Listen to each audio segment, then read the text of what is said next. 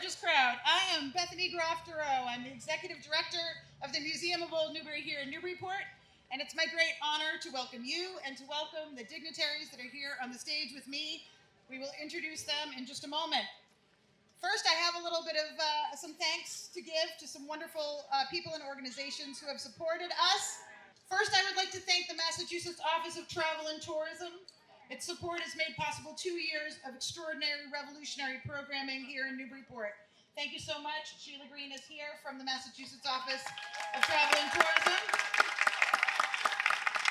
And we are very pleased to have her and her lovely mother here with us today. I'd also like to thank the Institution for Savings and the Deck, who stepped forward with some generous financial support when we had the opportunity to make this event even bigger than initially planned. This endeavor has been a true community partnership. Our partners have included the Custom House Maritime Museum, Lowell's Boat Shop, the Greater Newburyport Chamber of Commerce and Industry, the City of Newburyport, Theater in the Open, the Newburyport Art Association, and many other organizations. All right, I also want to thank a couple of individuals who have made a special effort to make this fabulous. Glee Woodworth, who many of you, Glee, are you here? Who most of you know and who was at the church, the Unitarian Church, has been with us every step of the way. Steve Crosby, who is my indispensable partner whenever I have a harebrained idea involving men in uniform. He's here somewhere. Alex Kane, Rory Nolan, and Sam Cooley are on his team. I'd also like to thank Mike Bartlett and Matt Weil from DPS, from Newburyport DPS, who made sure that the microphone was loud enough. Thank you, gentlemen, and set up the stage. Before we introduce our dignitaries, let me briefly explain what we need to expect from our day. Following the remarks here today, Theater in the Open, Theater in the Open will lead the reading of the Declaration of Independence. At the conclusion of the reading, there will be a musket salute. Military units will cross Water Street first. We will then invite you to proceed carefully across Water Street to the boardwalk, where we will watch 2 historic sailing vessels come into view on the Merrimack River. Unfortunately, our smallest vessel, the 3rd vessel, was not able to navigate the windy seas. So there will be 2 vessels coming in. We're still going to give them a heck of a fight. Please be aware that the salute and waterfront demonstrations include smoke and loud noises. If you're sensitive to those effects, you may wish to plan accordingly. Afterwards, there are games, crafts, etc. on the waterfront and at the Custom House Maritime Museum lawn. I promise I'm going to stop talking any minute now. But first, before we begin, I would like to invite you to imagine Newburyport on July 19th, 1776. You are standing in the place where the townsfolk of Newburyport heard the Declaration of Independence on the 19th of July, 1776.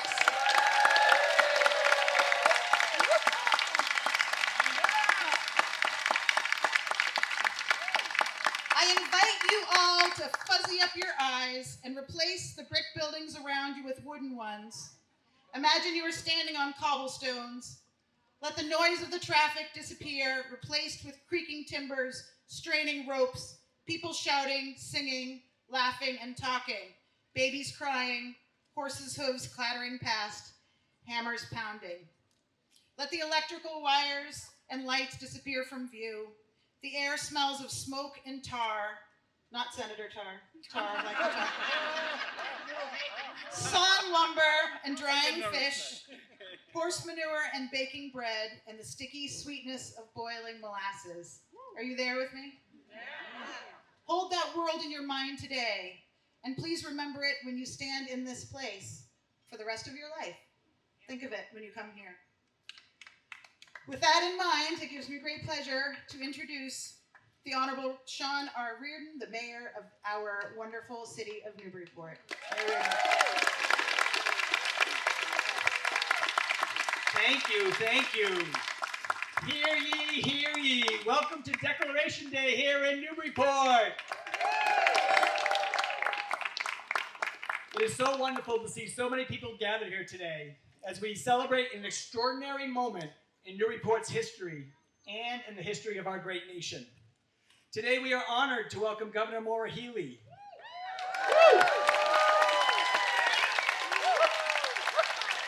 Senator Bruce Tarr. Our wonderful city councilors, Councilor Beth Trock, Councilor Ed Cameron, Council President Heather Shan, Councilor Nikotich, and Councilor Hall. I think we have School Committee Vice Chair Julia Walker out there somewhere too. Thank you, Juliet, for being here. We have community partners, residents, and visitors as we commemorate the 250th anniversary of the first public reading of the Declaration of Independence here in Newburyport. On July 19, 1776, the people of this community gathered right here to hear the words that would forever change the course of history. Imagine what that moment must have felt like.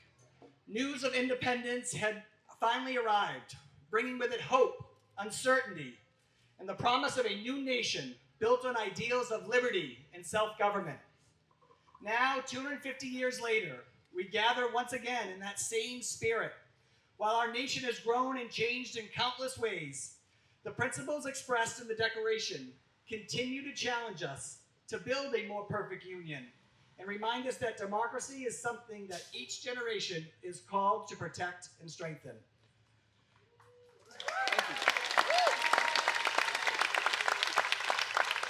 Newburyport has always played an important role in America's history.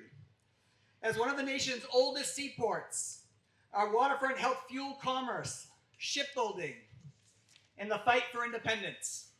Today, we are proud to honor that legacy while sharing it with the next generation. Following today's reading, I encourage everyone to visit our waterfront, where 2 historic tall ships will be open for public viewing. They serve as a wonderful reminder of Newburyport's rich maritime heritage and the vital role this community played during the birth of our nation. Events like this do not happen without an incredible team. I would like to sincerely thank the City of Newburyport and all its wonderful employees, the Greater Newburyport Chamber of Commerce, the Museum of Old Newbury, and the Custom House Maritime Museum, all of our volunteers, our sponsors, reenactors, musicians, and everyone who worked so hard to make this day possible. Thank you all for being here to celebrate this historic occasion. It's now my honor to welcome Governor Maura Healey, who is going to be introduced by our superstar here and your MC, Executive Director of the Museum of Old Newbury, Bethany Goff-Giroux. Thank you. We are going to give Governor Healey another minute to catch her breath, and we're going to introduce you first to Senator Bruce Tarr. Senator. So when we were here at last year's parade, we thought that maybe we would be cousins, since, anybody that was here in the 17th century in Essex County is probably related to either me or Bruce or both of us. So I did your genealogy, sir. I sent a text to one of your staffers and said, tell me the senator's birth date and his parents' birth dates and his grandparents, and they wrote back and said, who are you again? You are clearly a security risk, but I did it. And what I have figured out is that unlike Governor Healey, Bruce Tarr is the only person whose ancestors were in Essex County in the 17th century that I'm not related to, because his family never left Gloucester. So we appreciate you coming all the way from Gloucester, and I still get to call you Cousin Bruce. So please welcome State Senator Bruce Tarr.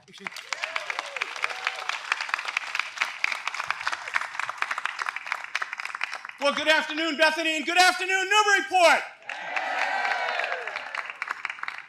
I want to congratulate Bethany. Even though we're not cousins, she has the best hat of the day here in Newburyport on July 19th. And I also want to say thank you to James Russell from the museum.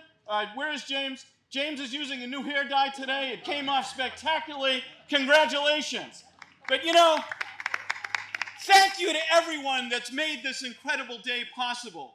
And Bethany, while it is true that we may not be cousins, it is true that Jabez Tarr, one of my ancestors, was one of the youngest people to fight for our freedom at the Battle of Bunker Hill at 15 years old.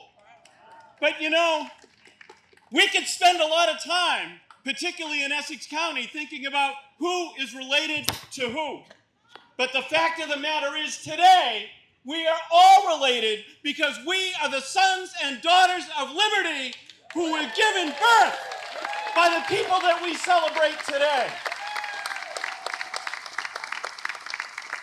And we stand here, we sit here, as those that came before us did, in the public square, in this very public way, awaiting the word of what the Continental Congress has declared. We know that we have been oppressed. We know that our rights have been violated. We know that there have been transgressions that cross the ocean to England. But the question is this: will we dare rise? Will we dare speak? Will we dare change the conventions of the world to create a government that is for the people and by the people? We await that word.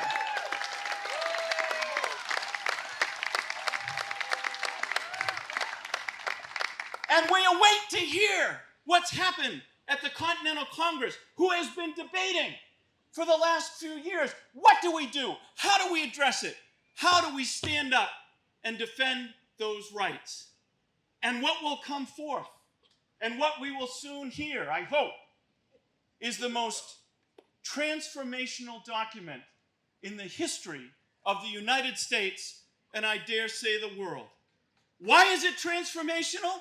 Because they rose up and they said that rights are inalienable and we all have those rights.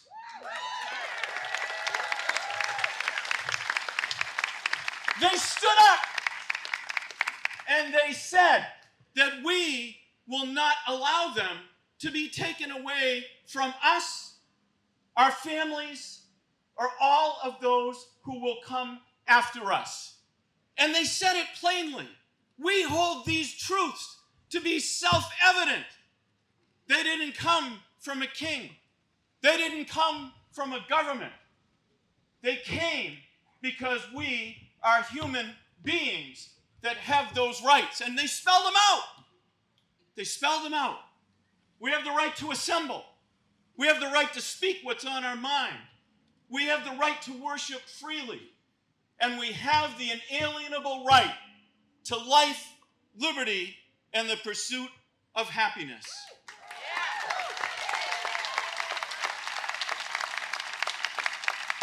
And when they wrote those words, it may seem obvious to us today, but it was not as obvious then. They had to make their case to the world as to why they were doing this, why they were doing this brazen, bold, courageous thing. And it was because the King of England had threatened those God-given rights. And they made their case. Listen carefully when this declaration is read. They laid them out one at a time. And when they finished, they said something very special. They said, we believe in this so much. This is not an academic subject. This is not poetic. It is not a literary work. This is a mission. And the mission is to ensure that a great nation will be given birth in a way that no other nation in the world had been given birth prior to this document. And at the end, what did they say? We believe in this mission so much, we're not going to ask somebody else to do it. We're going to commit our fortunes, our lives, and our sacred honor. That commitment speaks to us as loudly today as it did 250 years ago. And we need to hold in our hearts that commitment, that sacrifice, that being willing to begin the first step that led to the creation of the greatest nation the world has ever known. Sure, it has economic might. Sure, it has military might. But most of all, it still has those certain inalienable truths that are our greatest strength. And as we stand here in the light of the public square, on this remarkable day with so many people to thank for bringing us together, let us remember that we are the stewards of that legacy. What began in Philadelphia, what began in Lexington and Concord, what began on Bunker Hill was a revolution that will not be complete until everyone is free, everyone is treated equally, and everyone is recognized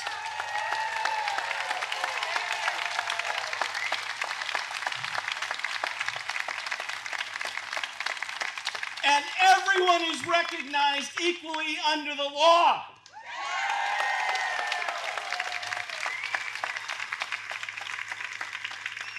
We are on a journey together. 250 years of the greatest experiment in government the world has ever known. Many chapters written by sacrifice and hardship and hard work and innovation, but many chapters still to be written. They held the quill on July 2nd, July 3rd, July 4th at the Continental Congress in Philadelphia. We hold the quill now. May we write things in going forward that are worthy of them, that are worthy of our children and their children and their children, such that whenever people gather in the public square, in the name of the Declaration of Independence and in the name of the United States of America, they will be proud. They will feel the sacred honor of the people that signed this document has been preserved, upheld, elevated, and advanced. That is what we can all hope for. That is what we should all commit ourselves to doing this day. Do you believe the United States is the greatest nation in the world? Do you believe that we can make it better?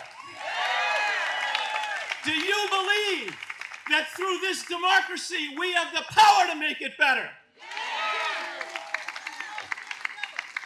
Then let's say what our continental forebears would have said that day when they heard this news.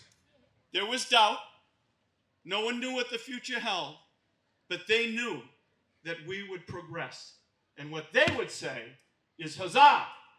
Are you ready? Huzzah! Huzzah! Huzzah!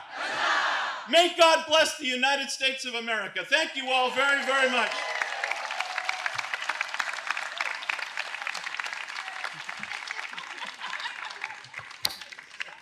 You're such a wallflower, Senator Tarr. Wonderful. I'm all riled up. Thank you so much. It is now my great pleasure to introduce the woman who needs no introduction, a true daughter of Newburyport, as we all are here together. She's part of our Newburyport family. So thank you so much for being here. Thank you also to your mother, Tracy Beatty, who is here joining her on stage. Many of us know and love Tracy as well. So again, it gives me great pleasure to welcome back to your hometown the Governor of Massachusetts, the Honorable Maura Healey. Please come up and keep us fired up. Wow. Well, thank you, Bethany. Wow, thank you. Thank you, Newburyport. Thank you, everyone, for coming out today. This is a truly magnificent day.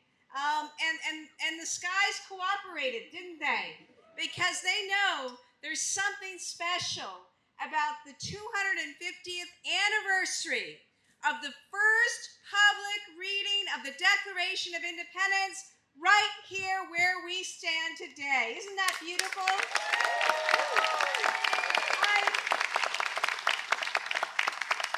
I want to thank Bethany Groff-Dureau in particular for your stewardship of history.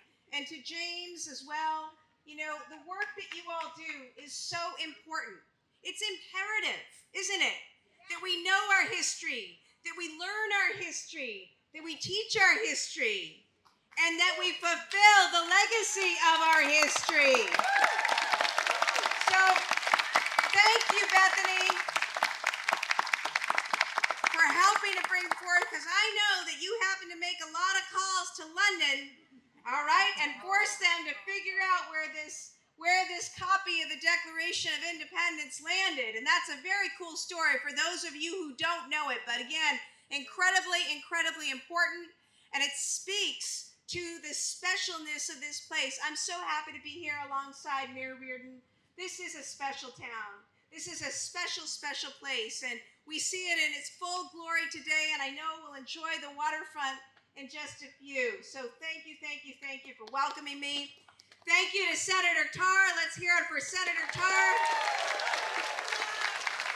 You know, I don't know if I think we're cousins too, because my people landed in the Parker River in 1636, actually. So long before there was a Newburyport, there was a Newbury, and that's where our folks began. But we all came together. Oh, don't go, it's beautiful. Go Clippers. It's all great. But I feel today the specialness of this place. And for those of you who live here or in this vicinity, know that you are stewards of a special place. Today we'll hear something important. And I'll leave you with this, okay? Listen to these words. Those of you who have your copies, read along. And after today, read the words again. Read them to your parents. Read them to your kids. Read them to your loved ones. And know that in those words is the power, the proof of what's possible, and the declaration for what must be done today in the name of freedom, in the name of equality, in the name of liberty, and of all we hope and aspire for in this great, great country of ours.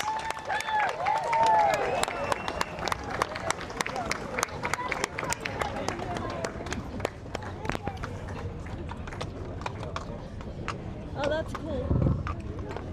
For you from Congress. Please read and have it read to the people. Thank you. Thank you. I know it was a long journey. It was a long journey. It's a long journey. Thank you so much, okay? And thank you, okay? Thank you. What do we have here?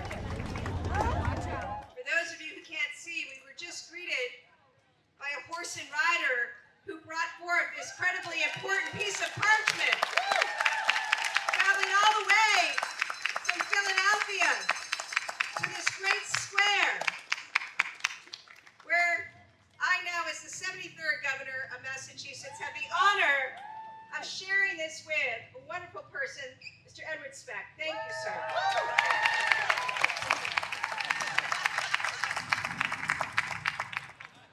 Good afternoon, fellow citizens. My name is Edward Speck. I'm the Artistic Director of Theater in the Open here in Newburyport. I'm here with my dear friends Paul Wan and Bonnie Jean Wilbur.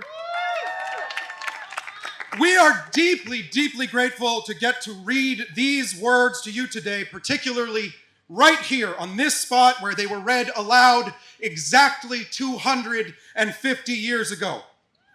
We also want to recognize that for thousands upon thousands of years before that reading, this spot was and remains the unceded territory of the Pawtucket, Pennacook, and Abenaki peoples, who are still here with us today.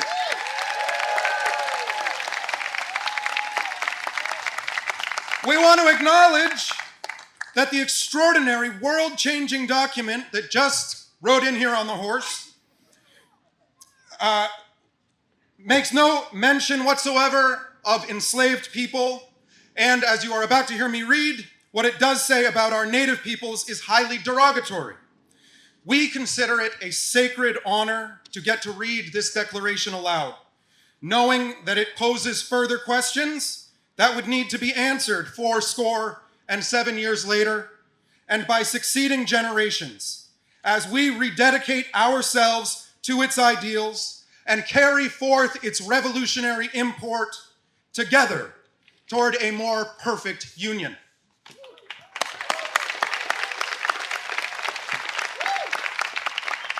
In Congress, July 4th, 1776, the unanimous declaration of the 13 United States of America.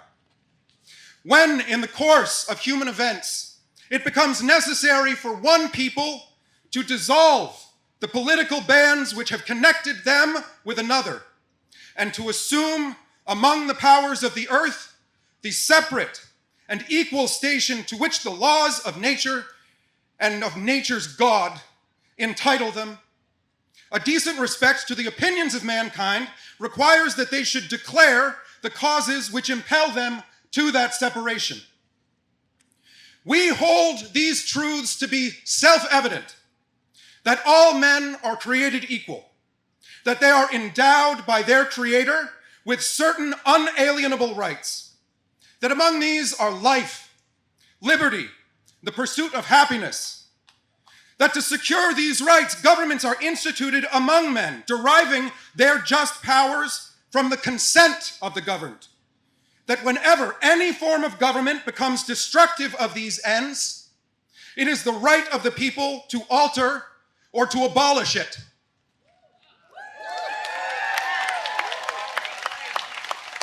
And to institute new government, laying its foundations on such principles and organizing its powers in such form as to them shall seem most likely to affect their safety and happiness.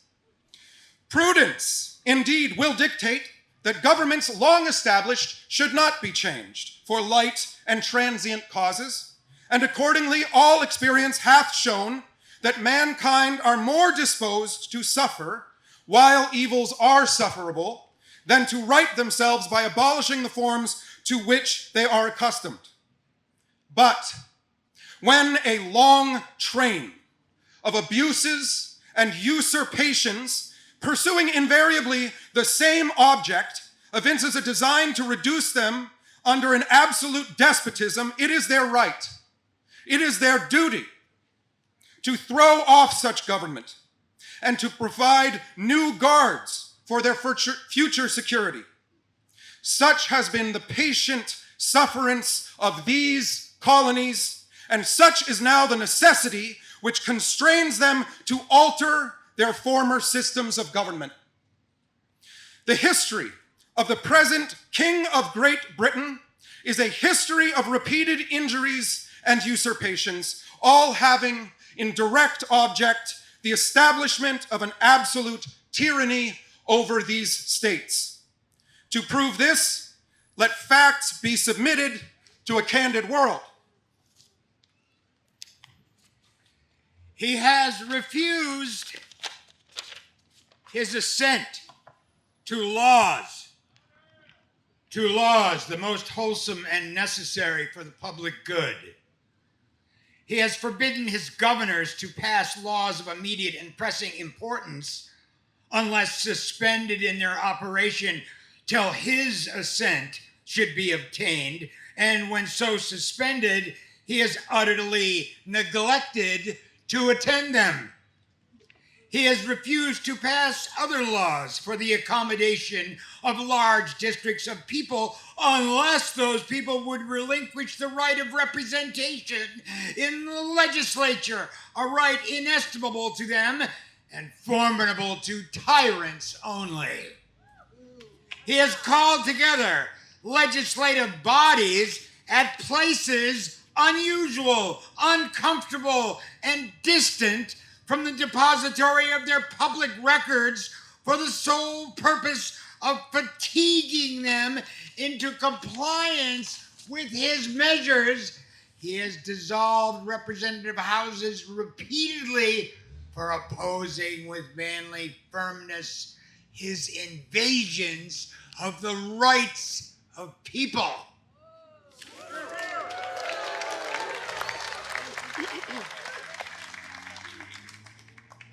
He has refused for a long time, after such dissolutions, to cause others to be elected, whereby the legislative powers, incapable of annihilation, have returned to the people at large for their exercise. The state remaining in the meantime exposed to all the dangers of invasion from without and convolutions within. He has endeavored to prevent the population of these states, for that purpose obstructing the laws for naturalization of foreigners. refusing to pass others to encourage their migrations hither, and raising the conditions of new appropriations of lands. He has obstructed the administration of justice by refusing his assent to laws for the establishing of judiciary powers. He has made judges dependent on his will alone for the tenure of their offices and the amount and payment of their salaries. He has erected a multitude of new offices and sent hither swarms of officers to harass our people and eat out their substance. He has kept among us in times of peace standing armies without the consent of our legislatures. He has affected to render the military independent of and superior to the civil power. He has combined with others to subject us to a jurisdiction foreign to our Constitution and unacknowledged by our laws, giving his assent to their acts of pretended legislation, for quartering large bodies of armed troops among us, for protecting them by mock trial from punishment for any murders which they should commit on the inhabitants of these states.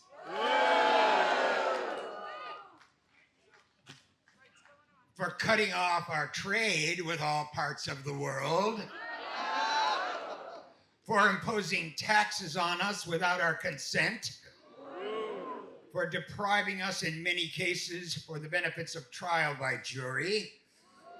For transporting us beyond the seas to be tried for pretended offenses, for abolishing the free system of English laws in a neighboring province, establishing therein an arbitrary government and enlarging its boundaries so as to render it at once an example and fit instrument for introducing the same absolute rule into these colonies. For taking away our charters, abolishing our most valuable laws, and altering fundamentally the forms of our governments, for suspending our own legislatures and declaring themselves invested with power to legislate for us in all cases whatsoever. Ooh. He has abdicated government here by declaring us out of his protection and waging war against us. He has plundered our seas, ravaged our coasts, burnt our towns, and destroyed the lives of our people. He is at this time transporting large armies of foreign mercenaries to complete the works of death, desolation, and tyranny already begun with circumstances of cruelty and perfidy scarcely paralleled in the most barbarous ages and totally unworthy of the head of a civilized nation. He has constrained our fellow citizens taken captive on the high seas to bear arms against their country, to become the executioners of their friends and brethren, or to fall themselves by their hands.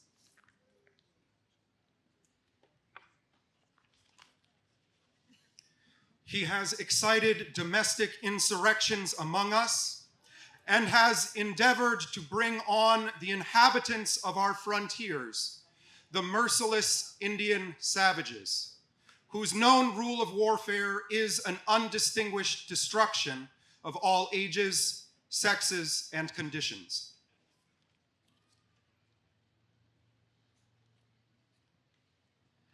In every stage of these oppressions, we have petitioned for redress in the most humble terms.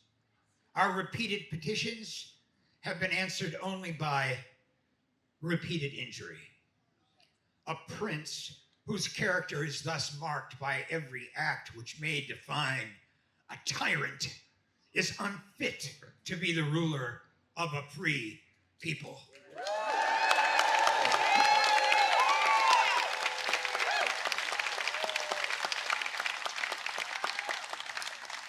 Nor have we been wanting in attentions from our British brethren. We have warned them from time to time of attempts by their legislature to extend an unwarrantable jurisdiction over us. We have reminded them of the circumstances of our immigration and settlement here. We have appealed to their native justice and magnanimity, and we have conjured them by the ties of our common kindred to disavow these usurpations which would inevitably interrupt our connections and correspondence. They too have been deaf to the voice of justice and consanguinity. We must therefore acquiesce in the necessity which denounces our separation and hold them as we hold the rest of mankind, enemies in war, in peace. Friends.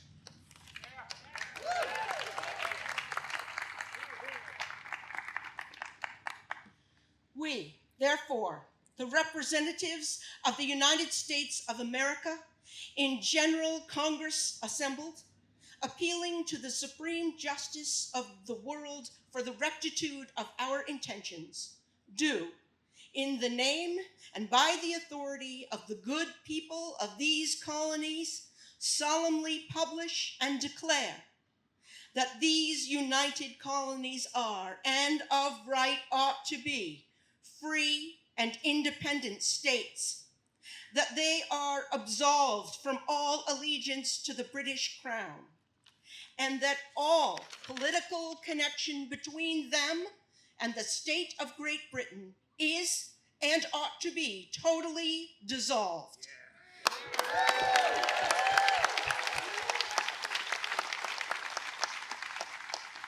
And that as free and independent states, they have full power to levy war, conclude peace, contract alliances, establish commerce, and to do all other acts and things which independent states may of right do. And for the support of this declaration, with a firm reliance on the protection of divine providence, we mutually pledge to each other our lives, our fortunes, and our sacred honor.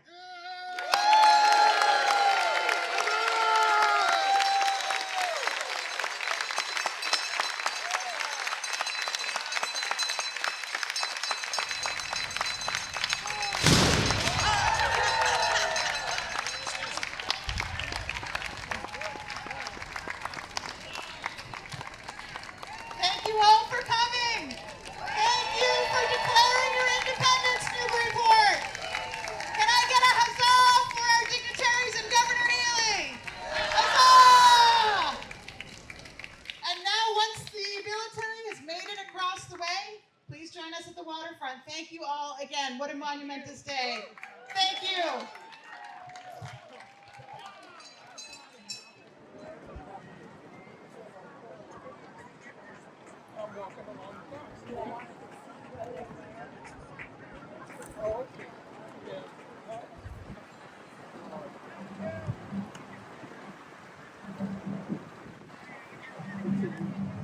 Happy Declaration.